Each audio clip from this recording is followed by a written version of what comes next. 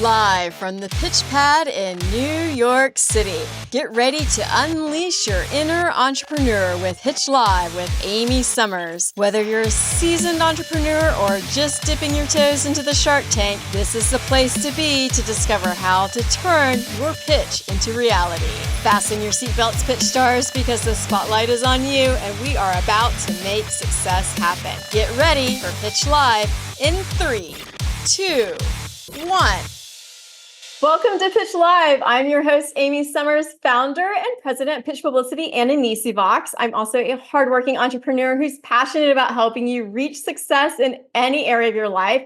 And I know that's possible after decades of experience in perfecting the pitch and enhancing human communication skills, which is why I'm here today and joined by Akeem Shannon, who is truly a remarkable entrepreneur and has an extraordinary journey to share with us today. Akeem's future looked really bright at the start, having earned a full tuition scholarship to study chemical engineering at Howard University, but found himself on academic probation in just his second semester due to poor performance, and he had to drop out. And while this academic setback might have discouraged some, I know it would have totally discouraged me, Akeem. He was motivated and became an innovator as a result. And his business has caught the attention of pioneering rappers and entrepreneurs, Diddy and Snoop Dogg, and ultimately propelling him to the Shark Tank stage with his innovation, Flipstik. It's a gravity-defying phone accessory. Akeem's story, it has been featured at the Smithsonian Museum of Natural History, Cellphone Unseen Connections exhibition in Washington, D.C., and he is featured in Inc. magazine's top 50 fastest growing consumer product companies in 2023. So I have to tell this story, Akeem, because Akeem and I, we don't really know each other that well. We only met recently, and that is because Akeem pitched me via email to be on this podcast, actually. And I just wanted to read for everybody his pitch. So here it is. Hey, are you booking guests for your podcast right now? I know this is out of the blue. Totally understand if you don't have time to reply. Thanks, Akeem. So I have to laugh, Akeem, because it wasn't really the strongest pitch. And typically emails like that just go straight into my trash bin. But, Akeem's pitch was different. I'm going to tell you there's 3 reasons, because this is actually a good learning for this show. First of all, his subject line was completely captivating. His subject line said, "From psych ward to Shark Tank podcast guest." Right off the bat, Akeem, you caught my attention. And he told me he wanted to be on the show. Secondly, he was pitching me a phone accessory, and everyone knows how I feel about phones. So Akeem was right in line with my interests, pitching in phones. But most importantly, this email arrived from Akeem at the perfect moment. I had just launched this new Pitch Live podcast. Now, he would have not had any way of knowing that. And I was in the process of finalizing my guest lineup. So his timing was impeccable.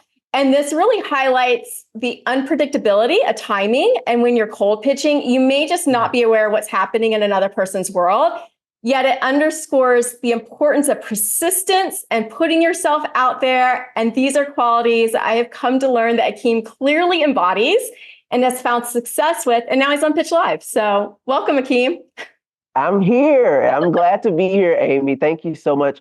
I wish I could take full credit for that email strategy, but I actually learned it from an amazing book called The Third Door. And he talked about how he used the simplest email pitch. And he was trying to get, I want to say it was the founder of Reddit, to be his mentor. And man, Amy, is so listening to you almost like gave me chills, because his story was exactly the same. He just so happened to send the email when the founder of Reddit had a New Year's resolution he had set for himself that he was going to get a mentee, and he had gone the whole year and didn't have one. And so, man, timing is everything when it comes to a great pitch. And that's why I tell people too, even with pitching media, a lot of times media, they will not respond to you because they're busy and they're getting a ton of pitches. But it doesn't mean just because somebody doesn't respond, that's not an automatic no or pass. Mm. A no is not a no until you hear a no. So you just never know what's going on. And sometimes with media, we call it a slow news day. Sometimes your pitch lands on them that day, or sometimes maybe they are working on something that you're talking about and it just resonates. So very good job. Also, something I call MSH, make shit happen, or, as I say, if I'm around, people I don't know, make success happen. So you made it happen, Akeem, you're here. I like make shit happen because that is so true. But let's start. I want to start, just give everyone context. I want to go back to your college experience at Howard University, because we actually have a lot of college students who watch and listen to this podcast. And I want them to be able to learn from your setbacks in school. If you could have gone back now and do anything differently at all, would you have done anything differently? And what would it have been? Well, I live with very few regrets now. So, I don't wish I had gone back. However, if I was me then, what I would do knowing what I know now, I was studying chemical engineering, right, at a full scholarship. I lose it. Really, I had no passion for chemical engineering. I was only doing it because I heard that it was the highest paid career path, at the time. And if I had have left chemical engineering and done mechanical engineering or had done business administration or something like that, I almost certainly would have succeeded. But I looked at changing my major as failure, and I did not want to admit that failure. And so instead, I failed anyway, but in the quiet, in the dark. And I remember after I lost my scholarship, I wasn't supposed to go back to school. As you mentioned, I was on academic probation, but I went back up to school anyway. And I was in the dorm. I couldn't go to class. And man, I was just filled with so much shame and so much depression and anxiety. I mean, it was a really, really tough time in my life. And I didn't tell anyone. Nobody knew, not my parents, not my friends. No one knew what I was going through. And if I could just reach out to that Akeem, I would say, hey, let someone help you. I was so afraid to ask for help and to reach out. And that would have changed everything. I would have been on a totally different path in life if I had just reached out and asked for some help. But instead, you invented Flipstik. So can you listen? I've had a pretty good life anyway, but it was a lot tougher. Can you tell our audience about your invention, Flipstik? What is it? How does it work? And how did you come up with this idea? Yeah, so Flipstik is a little device that goes on the back of your phone. And one, it works as a kickstand for your phone. So you can prop it up, watch video, YouTube, Netflix, all that good stuff. But the real magic is our synthetic CT adhesive, which is based off the feet of geckos. And it allows you to stick your phone to virtually any flat surface over and over again. It's washable, reusable, all this great stuff. And the way that I came up with this was, it was a late night phone call with my uncle.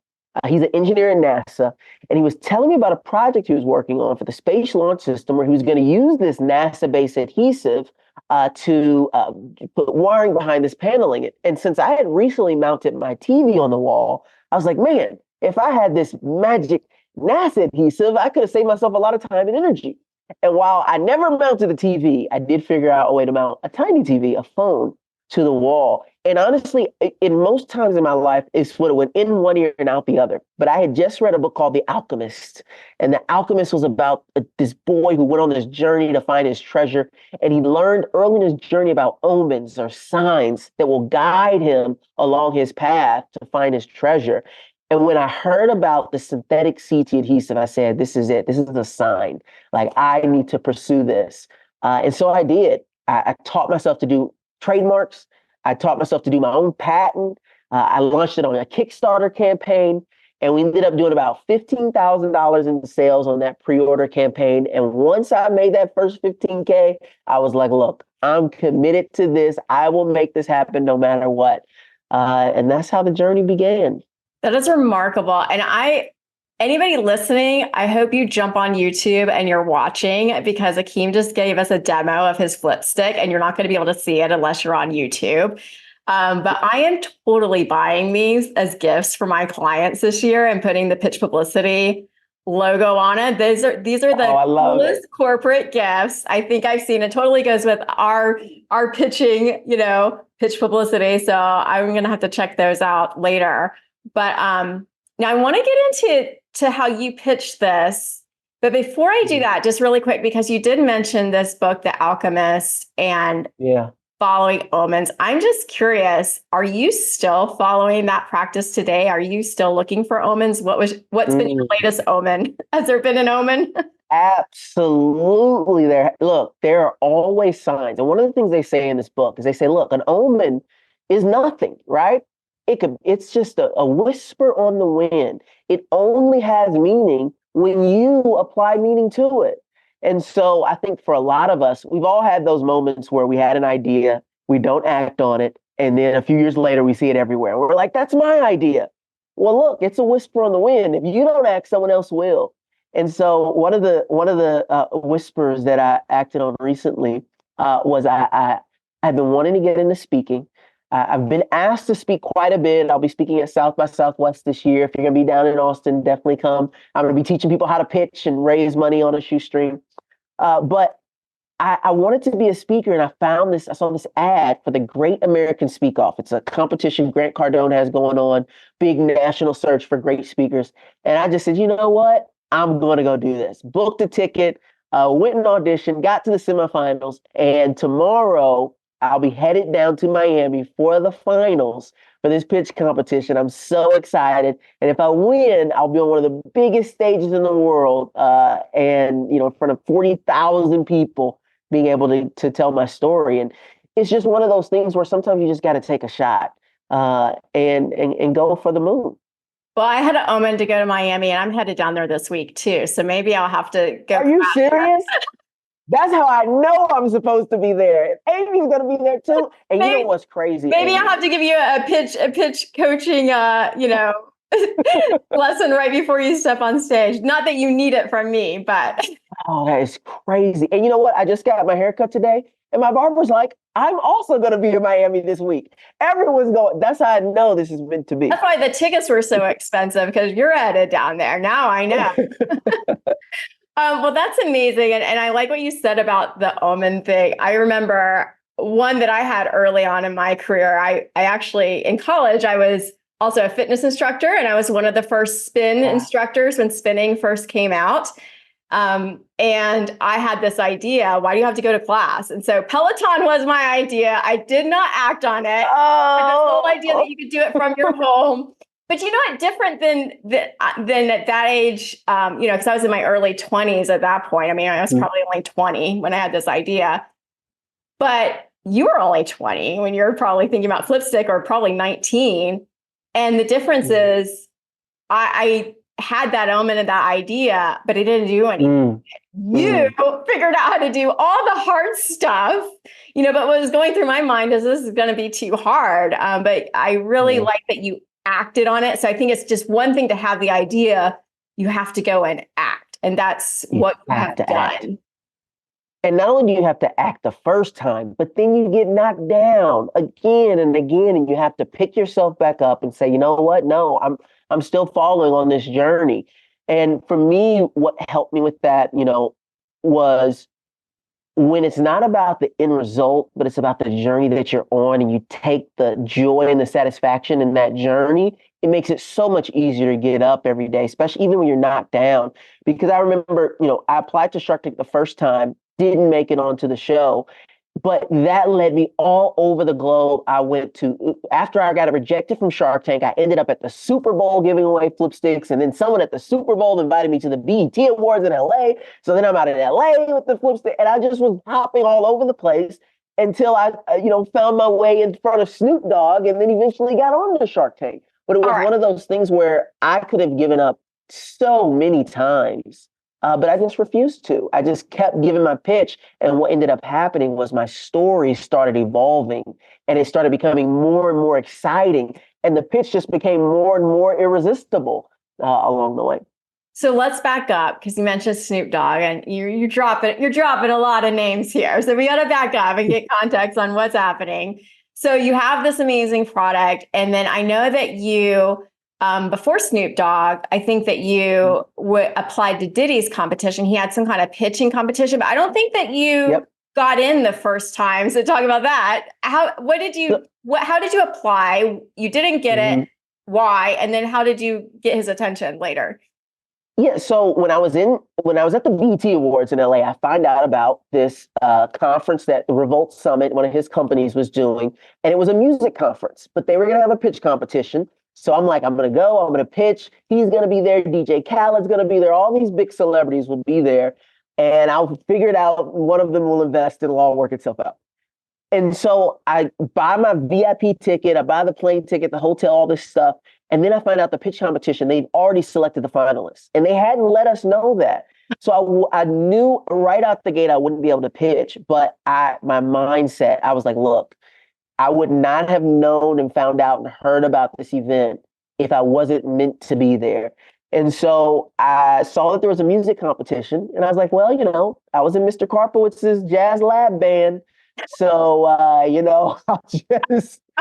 got some music in me, and I decided, okay, I'm going to write a rap, and I will rap the pitch for my business in the rap. And I go down to Atlanta to the conference. I do my rap. I get to the top 5 people. I'm going to be able to get on stage in front of Diddy, DJ Khaled, Timbaland, all these guys, and do my pitch. And then they disqualified me from the competition because in their eyes, I wasn't a real artist. And if it wasn't for me just having a mindset of like, I will not give up no matter what, it would have been over right then and there. But I knew. And so right before the finals of the music competition, there was a comedy show. And I'm sitting in the front row, kind of, sad because I'm like, I can't believe I did all this and I've gotten disqualified. And I just look at the comedian and I just stand up and I hold my product up in the air, and he must have like felt like he needed to say something to me. And he looks at me, he's like, man, what are you trying to sell me? You interrupted my show. And I go full pitch mode, telling him all about what the Flipstik does and what it can stick to. And he looks at me and he says, I got one question for you, man. I was like, what? He's like, can it stick to my girl's ass? Because if it will, I'll take 50 of them right now. And the crowd starts going nuts. They're laughing. And eventually he invites me on the stage during his comedy set and lets me perform my rap live in front of the whole audience. Everyone sees that they're going nuts. And eventually the same person that disqualified me from the pitch competition, from the music competition, invites me backstage. I get to meet all the celebrities back there. It was just unbelievable experience. And ultimately they would end up buying a ton of product, invite me out to LA, and then that's where I met Snoop. Wow, that is amazing. Now, I want to go back. So you got qualified because you weren't a real musician. How long did it take them to figure this out? Like all the way to the end? So, all this stuff happened, in like the same day.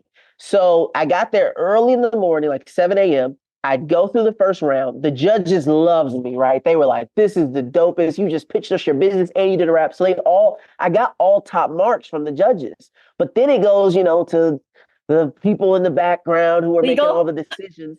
Yeah, and they're like, well, and they were giving away a record deal. So they're like, well, we can't give away a record deal to this guy. He doesn't want a record deal. I was like, listen, I'll take a record deal, business deal, doesn't matter. As long as it has the word deal in it, it'll work for me. And so, yeah, I mean, it was probably about maybe 5 or 6 hours after I had found out, okay, yes, you got I had the top score of everyone at this conference. And it was about maybe 5 hours later, and they're like, nope, you're not going to be in there. Sorry. One of the things I like about this story is that you are very open-minded to where you can fit. So you're pitching in a music contest because you were trying to get your product awareness, but you weren't pitching to be a musician. And a lot of people wouldn't have even attempted that because they say, okay, I don't fit in this box. This doesn't work for me. But you're doing it at comedy shows. You're doing it anywhere. Look, you're so open-minded, but I think that's one of the keys to your success because you're not afraid to break the rules a little bit and say, okay, doesn't look like I qualify, but let me just see what happens, because look at all the great connections you made by doing that. I literally broke every rule. Like, and the reason I did it was I had probably invested about $1,200 into going on this trip. And at the time, my money was dwindling. I'd saved up a lot of money, but I hadn't been working for nearly a year at this point. And I'd only made maybe $15,000. Excuse me, I'd only made in the lifetime of the business probably about $60,000. No, this is 2 years. 2 years into the business, I only made about 60 grand. And so I had to do something, right? I had to do something, and I couldn't let this investment go to waste. So I was like, I just break every rule. And what I didn't know is what was happening behind the scenes was, even though in my face they're like, he keeps breaking the rules, you can't do this. Behind the scenes, they were like, man, this guy's great. He keeps breaking the rules. And so, it was just one of those things where when the organization, when a big media company, like, they put on an organization, they really want those types of, they want these great stories to happen. Mhm. And you don't always get that at conferences, great stories. But when they saw what a great story it was, they couldn't help, even though I was breaking their rules, they couldn't help but wanting to get behind it. That's so true. And I think too, just, what you said about storytelling, you seem to be a really good storyteller. You have a great story to tell. How, I don't know if you can rap for us and share with me what you pitched exactly, but how did you weave your story into your pitch and into a rap?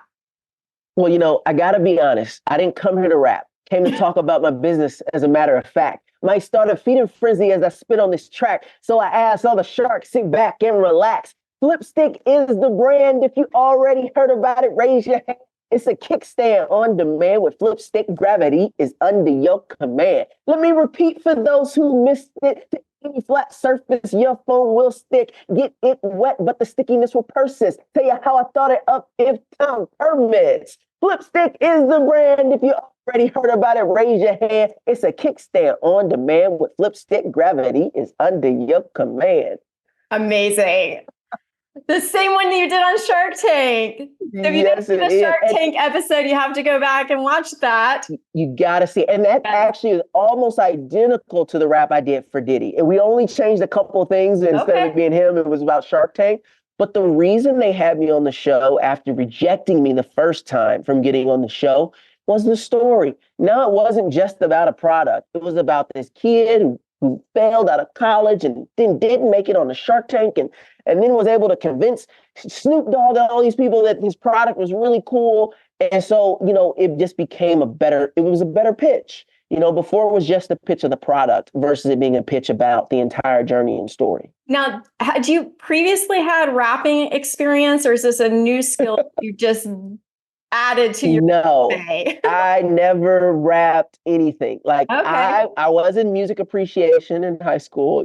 I took a music production class. So I had learned how, I always played the piano growing up. And so I had learned how to, put music in the computer on a timeline, add instruments, that kind of stuff. But the most I had done with it was in college. I had submitted my rendition of Drummer Boy to be played as part of their Christmas video for like the 100th anniversary of the school. And so, I was not a singer. I remember being in grade school, probably maybe it was like third or fourth grade. And my dad forced me in the talent show to sing and play the piano. And I hated it. And I vowed from that moment on, I would never open my mouth on a stage to sing ever again. But, never say never. Anytime you say never about something, you end up doing it. So, like, if you don't want to get married, don't say, I never want to get married, because you will get married. Yes, if you say, I don't want to have kids, don't say that, because you will have kids. So you have to do the opposite. Yes, listen, you attract it right to you like a magnet. That's right. Okay, so, that's incredible. So you even added a skill just to go do this. It wasn't even a personal passion of yours to rap. Mm-hmm. You just learned how to do it. You are definitely an MSH kind of entrepreneur. I love this. That's the way I live. Let's go into Shark Tank, because this is a really interesting what happened on Shark Tank. So walk us through when you originally applied. I guess, did you apply on paper and you didn't get in, or did you have to submit a video and you didn't get in? I went in person. So I went to Las Vegas. It was a CES, Consumer Electronics Show. I had won a Techstars pitch competition with the head of buying for Target and got to meet with him and all this stuff. And so then they were like, hey, you should go, Shark Tank's doing their thing tomorrow. You should go do that too. So I go and pitch, 40,000 people applied. And out of those, so 40,000 people applied. And I got down to the final 250 people, and they only film 120 each season. So I was this close to making it. I had done the live pitch. I had done a video. I had had multiple phone calls with producers. Like I was very close to making it, but it wasn't close enough. And so the second time around. And you didn't rap on that one. No rap. I had not met Diddy. I had not met Snoop Dogg. There was no story. It was just, here's my product. Here's what we make. You know, I didn't even tell them anything about my background, none of that stuff. So after that, is that when you went into the rap competition? So you, Yep. Okay. So you did Consumer Electronics Show. You started there with Shark Tank. Applied for Shark Tank. Went to Diddy's competition, decided to become a rapper, got rejected because you weren't a real musician, went to a comedy show. Okay. I got the story built now. And now, How did the Snoop Dogg mentorship happen? So after I, at the comedy show, I do the thing, the Revolt team ends up deciding, and that's one of these companies, Revolt, they decide, hey, we're going to buy a ton of Flipstiks. We want you to come out to LA. And I go out to LA. They actually invited me to pitch at another pitch competition there for $10,000. I lost to a 13-year-old girl, but I knew that I was there for a bigger reason. And so Snoop was on stage. They were talking about investing in cannabis. Surprise, surprise. And does it stick to cannabis, Flipstik? It does not stick to any organic material. Okay. No acids and no cannabis. Does not stick. No pets either. Just, oh, thank goodness. Hard, flat surfaces. So, he's on stage. They're taking questions. And I'm like, I just have to get in front of him, ask him a question. I didn't even know what my question was going to be. I just knew I had to get in front of Snoop. He was the biggest celebrity that was going to be at this event. And right before I'm going to ask my question, they say, this is the last question. And I was one person away. But I was determined. I had to make it happen. So I literally took my phone. I'm right behind the young lady asking the question. And I just slapped my phone on the column right behind her. And Snoop's sitting there. Excuse me. Snoop is sitting there. I see him perk his head up a little bit. He's looking, and you can tell he was very confused. He's probably also high. He was very confused as how this phone was floating behind this girl. And into the hot mic, he's just like, and I'm just repeating his language, so I'm sorry, but he's like, this motherfucker just stuck his motherfucking phone on the wall. And the whole crowd is just like, what is Snoop Dogg talking about? He is really high. Like, what is he talking about? Is he hallucinating? And he just couldn't get enough. He's just saying, no. Well, I want to hear about the sticky phone. Give me the sticky phone guy right there. And they were trying to haul me out of the conference. The security was like, you got to go. You're interrupting the show. And Snoop is like advocating for me. He's like, no, I want to hear about the guy with the sticky phone. He can have the thing that's going to change the world. This could be the thing. And so he invites me up to the stage. I go up to the stage. He sees it. And I had, you talked about the custom Flipstik. I had customized it with his logo of like an app he had just released on the Flipstik. And he looks at it, his eyes light up. He's like, oh, this man's a branding genius. He's got Snoop already on it. We're going to get some money. This guy's a genius. And we end up going backstage. The CEO of Revolt, who knew me because they had bought Flipstiks, he hustles me backstage. I get to hang out with Snoop and all the other celebrities that were back there. And really what would happen here is, one, Revolt is like, this moment ended up going viral on social media. Revolt's super happy, right? Because they bought these products. Everyone at the conference now wants this Flipstik because Snoop Dogg is so excited about the Flipstik. So they're feeling great. But the sponsor of the event was AT&T. And AT&T is just loving this because here, this viral moment of a cell phone accessory at this conference they've sponsored. And I remember after I got done with Snoop and everyone, I ended up getting pulled in by the head of sales excellence, the vice president of sales excellence for AT&T, who was at the conference with his family. And I talked to him for 2 hours. And I don't know what happened behind the scenes, but next thing I know, they had me on Shark Tank. So it was just one of those things where, you know, because of the way that I was moving in public behind the scenes, even though I wanted them to invest in me, I didn't know what was happening, but they were making phone calls. And so eventually a casting director calls me up, invites me to come audition. And the second time it was totally different because now I had people on the inside who were like, no, this guy has to be on the show. So literally I did one audition and I was on the show. It was no back and forth, no phone calls with producers, none of that stuff. Yeah, you make a really important point, and obviously this is it's hard to get on that way, but you didn't let their rejection of you with the lines of people that tried to get on initially deter you. And sometimes it's just that basic, it's who you know. And we hear that all the time. It's who you know, it's who you know, it's who you know. And you found a way to get noticed to where they were wanting you on the show. So you went around the back door to pitch, but you got on. And tell me, how did you prepare for Shark Tank? Did Snoop Dogg help you, or what was your process in your preparation for Shark Tank? Yeah, so, one, I will just say, I hear a lot of bad things about reality TV, but in terms of the producers for Shark Tank, phenomenal. So we talked every other week, and then every week leading up to it, really designing the show, getting the pitch together, practicing, putting the set together, all that kind of stuff. Really worked directly with Shark Tank as we flushed those kind of ideas out. Snoop did not help me, unfortunately, getting ready, getting my show together. I think he's a little too busy for me, but he played his role. He played his part for sure. But yeah, I mean, it was really working with the producers and just my creativity. They kind of let you do whatever you want. It's sink or swim. So if you put together something and it doesn't work out, they're just going to make it funny and the audience will laugh at you.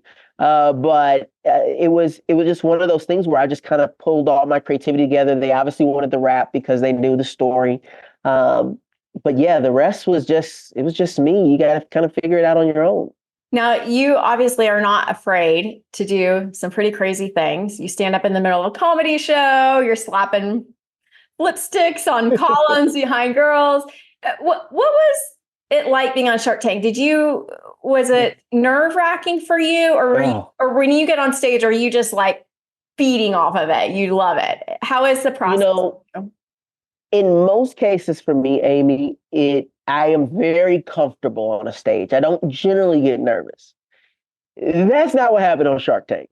I remember it was the pandemic. So it was in Las Vegas. We had a quarantine. They had a bubble. So I was locked in a hotel room. Windows wouldn't even open for 10 days prior to going on air. And I literally went from my room right into the set. Like it was a very awkward, weird time.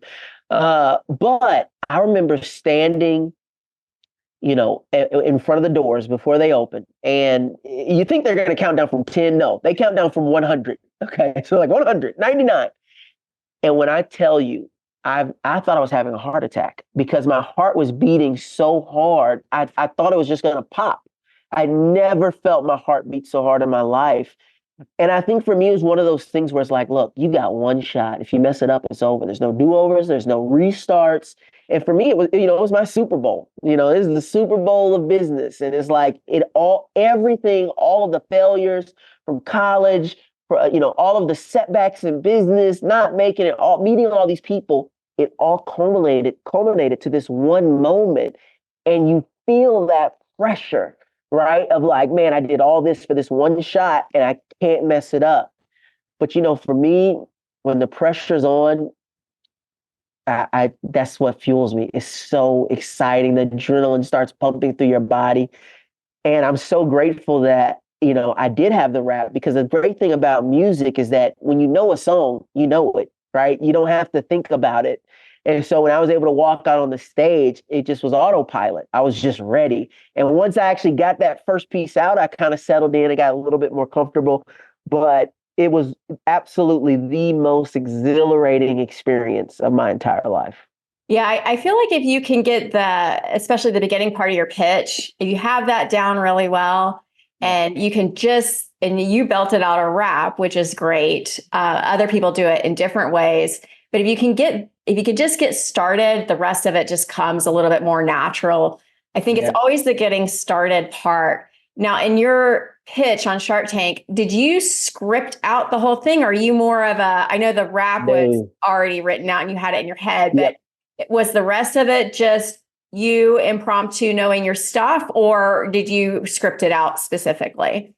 So, I think this is definitely a personal thing for people on how they pitch. I don't like to write my pitches out, because what happens to me is if I try to memorize an exact pitch, if I miss a word, then I'm stuck, right? And I'm stuttering and I don't know what to say next. So what I like to do when creating this is any pitch, not just for Shark Tank. I just like to create themes, right? And say, okay, I want to hit this theme. I want to hit this theme. I want to hit this theme. This theme is a 10-second theme. This theme is a 30-second theme. And so once I kind of outline, all right, here's what I want to make sure I get to talk about, that's really all I need. And Shark Tank's a very difficult environment to pitch in, because what you don't see is the crosstalk that happens. So, on TV, you see one question being asked and the question being answered. But what really happens is all of them are talking to you at one time, asking you different questions, and you got to figure out, okay, who do I answer? And then you answer one person's question and they're offended that you answered so-and-so's question before their question. And it's just absolute chaos. And so because I had all the themes I wanted to hit, I knew I wanted to talk about, dropping out of college. I knew I wanted to talk about my sales career. I knew I wanted to talk about our customers. I knew I wanted to talk about, my mom's spaghetti. You got to go watch it to see what happens there. Like, I knew the things that I wanted to talk about. And so therefore I didn't stutter or get caught up, because I could just say whatever I needed to do. I just knew I needed to hit the theme. I love that. I love that you had themes and buckets to speak to. And I think anybody listening or watching us now, definitely head over to our show notes so that you can watch Akeem's Shark Tank pitch, especially after hearing this and how you did it. I love the theme idea, because I'm the same way. If I script myself, if I trip over one word, I'm just so nervous from then on out.